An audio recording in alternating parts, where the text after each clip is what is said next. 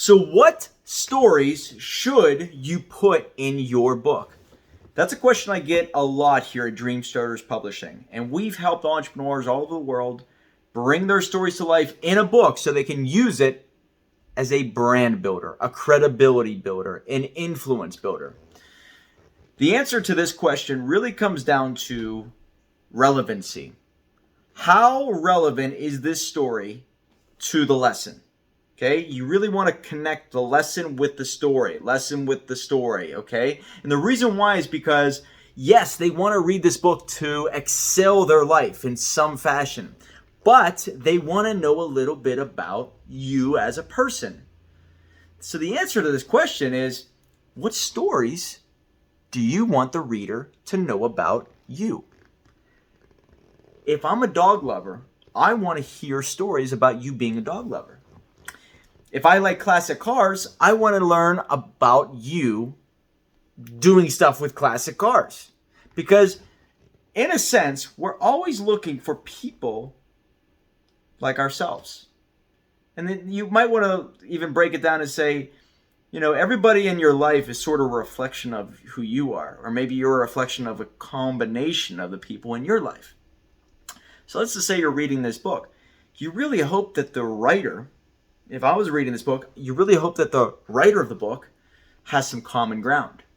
So the stories that are really crucial to you, really significant, and maybe they're defining moments, these are the stories that should come out in your book.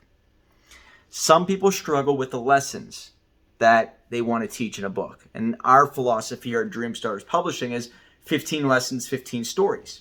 Doesn't have to be exactly that, but that's the template that we go off of. And if they struggle with the lesson itself, maybe we reverse engineer and say, well, you know what? Do you have 15 personal stories that mean a lot to you, that you want your clients to know, the market to know, potential affiliations and business partners to know? Of course. Well, that's where you start. Stories that make you should come out in this book. Stories that you would want to know about yourself. Stories that really taught you those lessons. These are crucial. You could probably keep going with certain stories, but I would assume, since we've done 240 so far and working on countless others right now, that there are a few significant stories that kind of rise to the top. And maybe you draw on those stories during your speeches, during your podcast interviews.